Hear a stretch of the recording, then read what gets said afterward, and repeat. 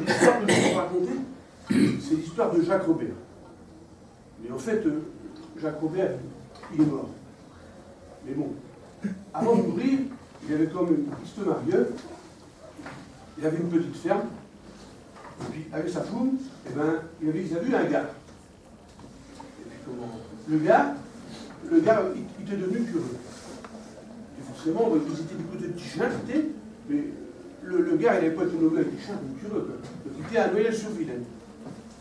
Et à l'époque, eh ben, quand Jacques Robert est mort, à l'époque, il était coutume de dire, un an après, de faire dire une messe pour le repos de l'âme du défunt.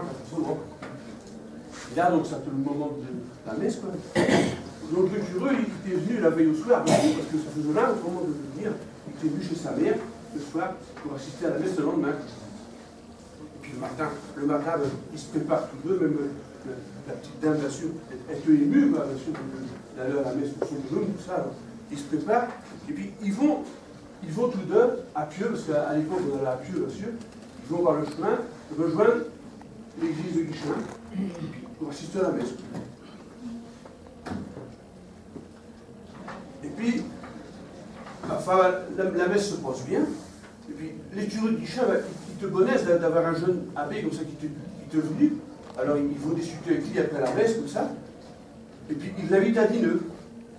Alors, l'abbé, ben, il accepte de dîner avec eux. Quoi. Donc, ben, la petite dame, ben, elle rentre chez elle tout seule.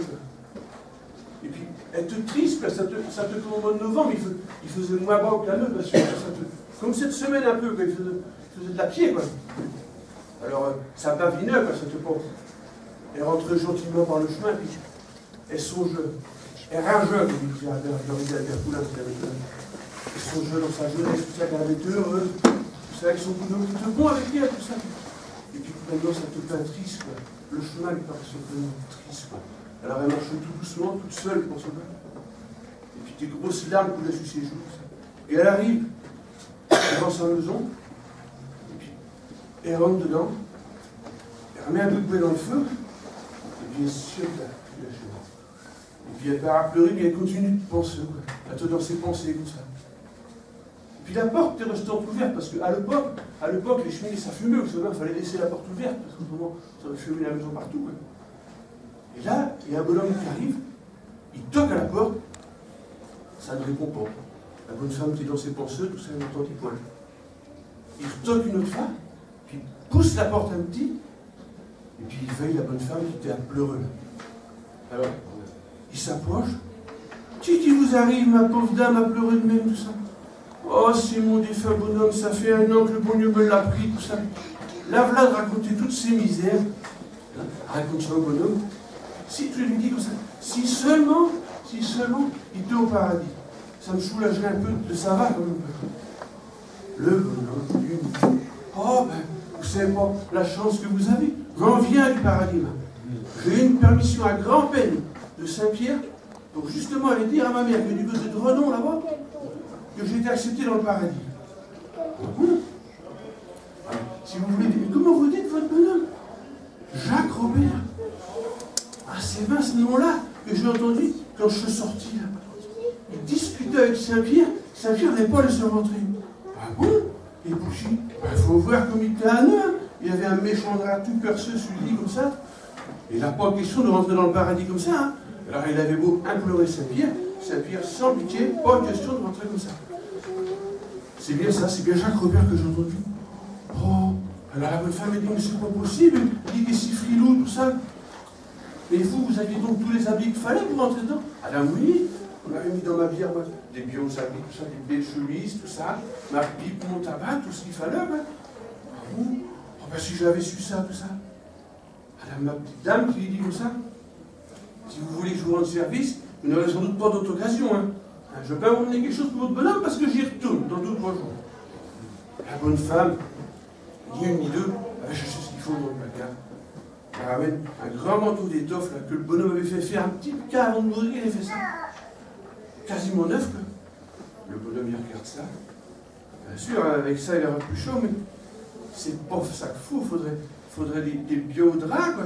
Et puis une bonne douzaine de chemises de toile fine, là, tout ça qu'il faudrait. Puis des beaux mouchoirs à carreaux, tout ça aussi, quoi. Puis des bas de laine, tout ça. des chaussures, des beaux souliers, il faudrait. Ah ben j'ai bien tout ça, qu'a dit la bonne femme. C'est à mon gars qui est curieux, tout ça. Il est mettant son père, il dit, je peux pas vous donner ça. Alors elle va chercher ça, elle lui donne ça, elle l'examine avec soin, et ça regarde ça. Ah ben avec ça, il est garanti de pouvoir rentrer dans le paradis, mais c'est-à-dire que, comment, il faudrait un petit délige, quoi, parce que, vous savez, là-bas, la vie est chère, hein. Et puis comment, une fois qu'on est dedans, il n'y a qu'une personne, qu'un marchand qui vend des habits. Et puis le coquin, il l'abuse. Alors les prix sont chers, c'est bien plus cher. Tenez le tabac, par exemple. C'est peut-être bien le double d'ici. Ah oui. Alors elle va bien vite aussi chercher la pipe et le tabac, et donne ça au bonhomme, parce qu'il aimait tant fumer sa pipe, comme ça. Et puis je vais vous donner un petit délit, elle va dans la gare, elle ramène 300 francs qu'il lui donne. Il compte les sous, il met ça dans sa pochette, je ne le veux pas, mais il met ça dans sa pochette. Il lui dit, c'est ben un peu ma petite dame, la vie est tellement chère là-bas. Hein. La petite dame, elle réfléchit de lui. Ah ouais, je peux vous donner, je 600 francs que j'avais gardé là, pour payer ma ferme. Parce qu'il va dire, mon gars, oh il est mettant son père. Elle va chercher ça, prend les 600 francs, met ça dans sa pochette, il commence à être bonaise, le bonhomme, c'est clair que ça commence à faire beaucoup, mais ils disent rien. Puis la bonne femme est toute contente comme tout, et dit, vous êtes un saint homme, tout ça. Alors lui, il mit sa bien vite dans son ballon, puis il voulait partir. Et vous savez pas ce que c'est. Une femme, ça cause beaucoup, quoi. Puis la bonesse, tout ça. Alors, elle voulait faire dire, je vous salue Marie, puis notre Père, tout ça, faire des prières. Pour elle, c'était un saint homme, quoi. Donc il essayait de partir, mais elle retenait tout ça. Alors, il faisait pas attention quand même un peu, quoi. Puis, après quelques prières, quand même, il finit par y arriver à partir, quoi. Il s'enfuit bien vite avec son ballon, puis... Pendant ce temps-là, le tureux, ils n'avaient pas mangé, ils savaient, quand ces gars-là, ils sont à table, ils sont comme nous, ils prennent pas le temps. Hein. Ils ont pas mal de choses à se dire, tout ça, puis c'est des gars qui te banassent aussi, donc c'est normal, ils causent ensemble, tout ça. Il avait pris congé quand même, le turé, puis il est parti. Et lui aussi, il rentrait doucement, puis ça te comme au mois de novembre, ça te comme à la brune, il faisait pas beau, là. Donc la nuit allait venir de bonne heure, quoi. Ils sont jeunes dans sa mère, il dit, quand j'ai l'état, je vais la retrouver, elle va sûrement être bien triste, quoi. Alors il rentre tranquillement, il arrive à la maison, et il trouve sa mère qui était toute diète, tout ça. Je dis, vous avez, elle est joyeuse comme ça, on ne comprend pas. Oh, si t'avais été là, mon gars, qui dit comme ça, si t'avais été là, t'aurais vu le saint homme qui est venu nous ver, il nous a parlé de ton père. Oh, ce type de laisse, tout ça. Tu te rends compte, il n'est pas dans le paradis. Et puis elle lui raconte toute l'histoire et tout ça. Puis elle lui dit, il m'a dit qu'il voulait bien nous rendre service. Alors, elle lui raconte qu'il avait donné des habits, tout ça, ses habits. J'ai bien fait, qu'elle lui demande. Oui, vous avez bien fait, qu'elle a bien fait. Et vous n'avez rien donné d'autre? Alors elle était un petit peu gêneuse, bien sûr. Elle lui dit, ah si, je vais te donner les 300 francs que j'avais mis de côté, là. Ah oui. Et c'est tout qui dit, bien, j'ai donné aussi ce que j'avais gardé pour payer la ferme. Tu m'en veux pas, hein? Non, vous avez bien fait, qu'il dit comme ça. Il y a combien de temps qu'il est parti, votre saint homme, là, qui demande quand même?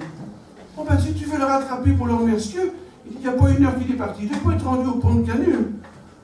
Le jeune abbé, il n'écoutait plus sa mère. Hein. Il fut bien vite à l'écurie chercher son cheval, et puis il allait triple galop, il va pour rattraper le bonhomme.